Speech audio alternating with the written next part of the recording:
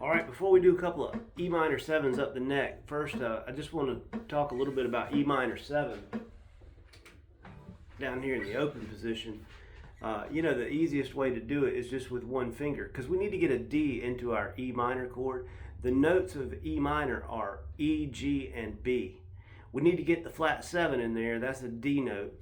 So you could do that by simply opening up that D string, and then you've got a D in your chord, but I really don't like that one. I don't like that one a whole lot. I'd rather put this D in. Now I might still open up that D string, and then I got this D in there. But you can put this G in because you still got a G. You got an open G, so we're not losing a G. So that's kind of neat. And you can have both of these fingers down and these two fingers down if you wanted to. That's a really nice E minor 7. So those are just lots of options of voicings of E minor 7 right here. But the one that came to my mind first is this bar chord that's on the 7th fret. It's the A minor 7 shape.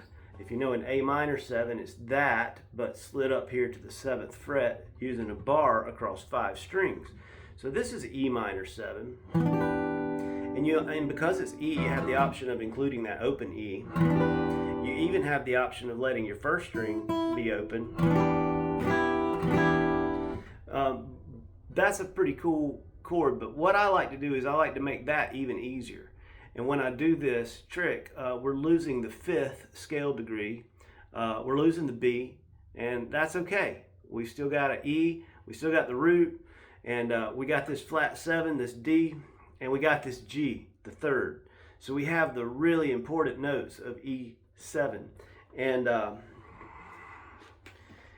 if you leave your D string open, you'll have a D. It'll be that's kind of neat. I just thought about that, but that's kind of a weird sound. Usually what I do is I mute this string that's in between these two fingers, and I mute it with this first finger, allowing it to touch. So I've got this on 7, this is on 7 of the G string, and this is on 8 of the 2nd string, and I'm muting the D string.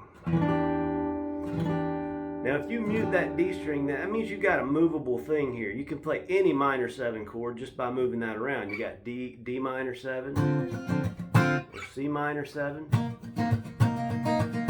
B minor 7.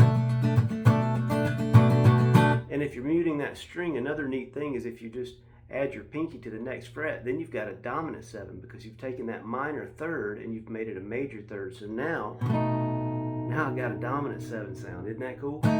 So you got E minor 7 here on the 7th and 8th fret, or dominant 7 by adding your pinky to the 9th fret of the 2nd string. So that's a really neat dominant 7 sound. Another E minor that a lot of people don't think about every time is this E minor right here. It's on the 4th and 5th fret. Now this is not E minor 7, but it's E minor, and you got an E right here on the 5th fret, and you got a B right here under your first finger, and you got a G right here under your 2nd finger, and so you play 3 strings only. I mean, you could include your first string open, that's an E, so you could include that. But I like to think of this as a movable thing. I'm only playing 3 strings. You get another B here under your pinky if you wanted to. That's a really neat, movable minor chord, whether you do a 3-string chord or a 4-string chord. Now, there is a D right here, so we could make it an inversion of E minor 7 by doing this. Now that's an E minor 7. It's a weird inversion, but it is an E minor 7. And it's movable as well.